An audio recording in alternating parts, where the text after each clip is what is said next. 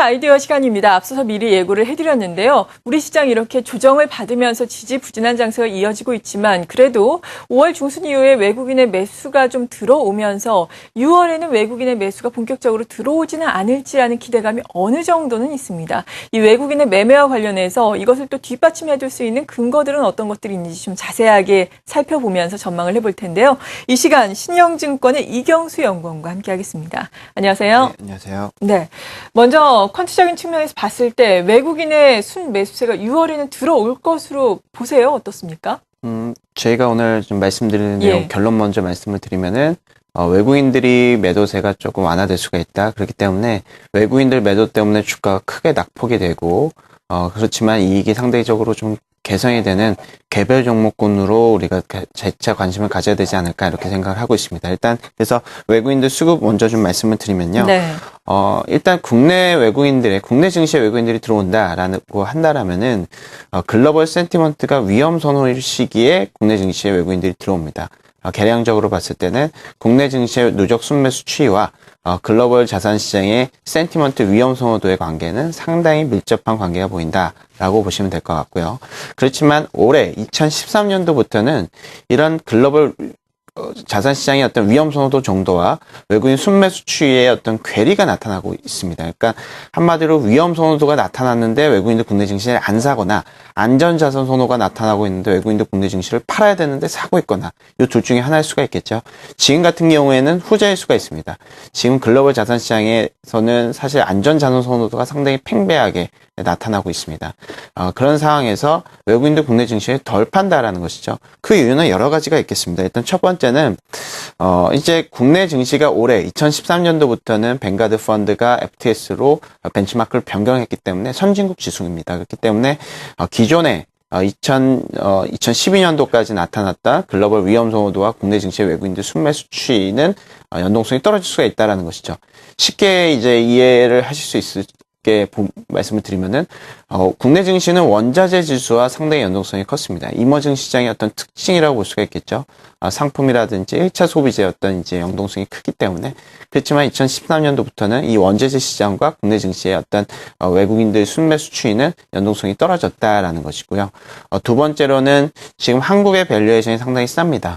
그리고 피어그룹이 아까도 말씀드렸다시피 한국이 선진국 지수이기 때문에 피어그룹이 한국, 일본, 미국 이렇게 수출주들은 이렇게 되어 있습니다. 그래서 얘네들 중에서 이제 밸류에이션 플레이를 한다라면은 일본 같은 경우에는 아베노믹스에 대한 어떤 우려 때문에 지금 밸류에이션은 글로벌 대비해서 16% 할증이 되고 있는데 한국 같은 경우는 41% 할인을 받고 있습니다. 그만큼 글로벌 대비해서의 어떤 할인율 격차 차이가 57%나 나고 있다라는 것이죠. 이런 측면에서 글로벌 어떤 이제 해치펀드라든지 펀드 플로우 측면에서는 기존의 어떤 일본롱, 한국 숏이었던 그런 측면을 약간 이제 좀 이제 조정으로 들어가서 속도 이제 어떤 이제 그런 제한적인 측면에서 봤을 때 한국은 이제 단기적으로는 조금 밸류에이션을 올려도 되겠다라는 생각을 할 수도 있을 것 같습니다. 그래서 여러 가지 뭐 북핵 리스크도 있고 엔저이 효과도 있고 그만큼 한국 외국인들 누적 순매수 추이가 글로벌 센티먼트의 연동성이 좀 떨어진 측면에서 외국인들이 지금 현재로서 안전자산 선호도가 부각되고 있는데 누적 순매수 추이는 그 정도로 되지는 않을 것이다라고 생각을 하고 있고요.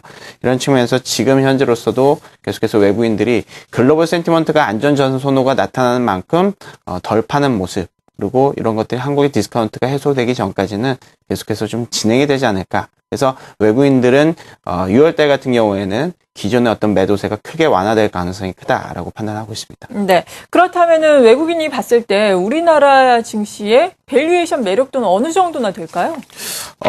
일단은 뭐 아까도 좀 말씀을 드렸는데 한국이 글로벌 PR 대비해서 한 40% 할인을 받고 있습니다. 글로벌 PR은 지금 한 2.5배에서 13배 정도 되고요. 한국은 9.2배에서 9.5배 정도 됩니다. 이 괴리가 40% 벌어졌다라는 것이고, 피어 그룹인 뭐 일본이라든지 미국 같은 경우는 역사상 가장 높은 밸류에이션을 받고 있어서 13배, 13.5배 이 정도 받고 있습니다. 그래서 한국 같은 경우에는 글로벌 대비해서 한 40% 할인을 받고 있는 반면 미국은 한 10% 할증을 받고 있고 일본은 15% 할증을 받고 있다라고 정리를 하시면 될 것 같기 때문에 현재 상황에서 이익 대비해서는 한국의 증시가 상당히 저평가되어 있다. 보시면 될 것 같습니다. 실제로 기업의 이익들이 그만큼 나오고 있는 건가요? 어떻습니까? 사실 지금 이제 기업들의 이익은 꾸준히 하향이 조정이 되고 있습니다. 그렇죠. 2013년도 그렇고 내년 기업 이익도 그렇고요. 짧게 보면 2분기도 그렇고 3분기도 계속해서 이익이 하향 조정이 되고 있습니다. 1분기 실적 시즌에 어떻게 보면 2분기, 3분기 실적에 대한 가이던스를 회사 측면에서 애널리스트가 많이 봤는데 사실 좀 좋지는 않았던 것 같아요. 회사 측면에서는 뭐 2분기, 3분기도 기대하지 마세요라고 얘기를 했나 봅니다. 그래서 전반적인 국내 기업들의 어떤 이익은 2분기, 3분기뿐만 아니라 연간 이익이 모두 다 하향 조정이 되고 있다라고 보시면 될 것 같습니다. 네. 그러니까 기업이 개선의 여부를 우리가 먼저 따져서 이렇게 펀더멘탈적으로 접근하기보다는 전반적인 밸류에이션 상으로 좀 긍정적으로 봐야 한다라는 의견인 건가요? 그래서 지금은 사실 펀더멘털 측면에서 한국의 이익 모멘텀이 사실 매력적이다라고 보기는 어렵습니다. 계속 이익이 하향 조정되고 있는데 펀더멘털상 매력이 있다라고 보기는 어렵죠. 그렇기 때문에 저희 아까 좀 말씀을 드렸지만 밸류에이션 매력이 나타나고 외국인들이 덜 판다라는 요 두 가지 측면만 하더라도 국내 증시에서는 충분히 모멘텀이 될 수가 있습니다. 왜냐하면은 글로벌 대비해서 40%나 할인을 받고 있고 그리고 계속해서 봤을 때 피어그룹 대비해서도 할인폭이 더 크기 때문에 이런 것들이 채워질 수가 있다라면 좀 긍정적일 수가 있다. 그리고 외국인들 국내 증시에 외국인들 100 예를 들어서 100을 팔아야 된다라면 지금 한 50밖에 팔질 않고 있기 때문에 이런 것들이 좀 맞물린다라면은 단기적으로 디스카운트 완화 정도의 모멘텀은 있다. 그래서 어떻게 보면은 단기적으로 봤을 때는 대형주의 어떤 프리미엄이라든지 지수 측면의 프리미엄이 있지만 결과적으로는 펀더멘털이 개선되기 전까지는 사실 추세적으로는 좀 힘들 수가 있다. 추세적으로는 오히려 개별 종목군들이 날 수가 있을 것 같고요. 매매를 잡고 기관들의 어떤 흐름까지도 잘 캐치를 할 수 있다. 그리고 나는 단기 투자자다라고 한다라면은 대형주에 대한 어떤 관심을 갖는 것이 맞겠지만 이것은 어떻게 보면 주가가 올라서 밸류에이션에 대한 매력도가 완화된다라면 다시 팔아야 된다라는 논리가 될 수가 있거든요. 그래서 지금 대형주에 대한 어떤 접근 논리 자체는 매매 회전을 많이 할 것이냐, 아니면 단기적으로 볼 것이냐, 아니면은 중장기적으로 볼 것이냐, 이거에 따라서 상당히 좀 달라질 수가 있다. 그렇지만 중장기적으로, 추세적으로 봤을 때는 아직 대형주의 이익이 개선이 되고 있지 않고 개별 종목군들을 때에서 아직까지는 좀 모멘텀이 있는 것이 아닌가라고 생각을 하고 있습니다. 네, 그러니까 대형주 같은 경우에는 기업 이익이 아주 좋아지기는 힘들겠지만 단기적으로 보자면은 외국인의 순매도 규모가 줄어들면서 이러한 대형주를 볼 수도 있다라는 말씀이신데 그렇다면은 단기적으로 우리가 6월만 놓고 봤을 때는 어떠한 대형주로 또 대응을 해야 되는지도 중요할 것 같아요. 마지막으로 전략을 제시를 해주신다면 어떻게 해주시겠어요? 사실 저희는 이제 대형주를 사라라고 보기는 어려울 것 같습니다. 아까도 말씀드렸다시피 대형주를 사라라고 한다라면은 나중에 분명히 대형주가 올랐을 때는 팔아라라고 얘기를 해야 되거든요.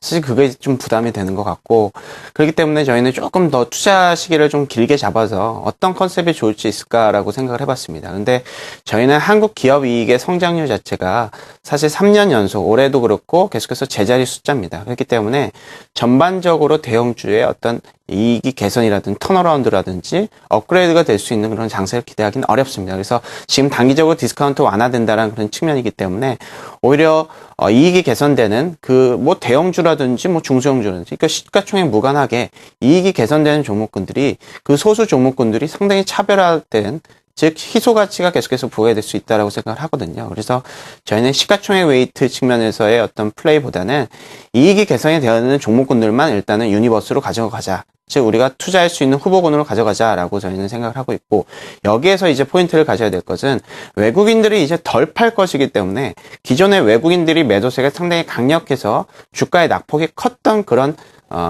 종목군들을 찾아보자라는 것이죠. 그래서 첫 번째로는 외국인들이 기존의 어떤 매도세를 상당히 좀 크게 해서 앞으로는 외국인들을 덜 팔 것이기 때문에 주가에 대해서 어떤 주가 낙폭이 컸던 종목군들 사실 어떤 종목군들의 매도 창구에 외사의 어떤 파란색이 쭉 강력하게 많이 나타난다면 투자자들 입장에 상당히 좀 부담스럽죠. 네. 그런 측면에서 주가가 상당히 급락을 했고 그렇지만 이익이 상대적으로 좀 좋다라고 한다면 그런 종목군들을 우리가 찾아야 된다라는 것이죠. 그래서 그런 개별 종목군들에 대해서 우리가 관심을 가져야 된다라고 생각을 하고 있고요. 네, 그러니까 결국에는 개별 종목 전략이 필요하다라는 말씀이시네요. 저는 그렇습니다. 그래서 개별 종목군인데 외국인들이 덜 팔 것이기 때문에 기존에 많이 팔아서 주가가 낙폭 과대했던 종목군들이 저점 매수했으면 좋겠다라는 거고요.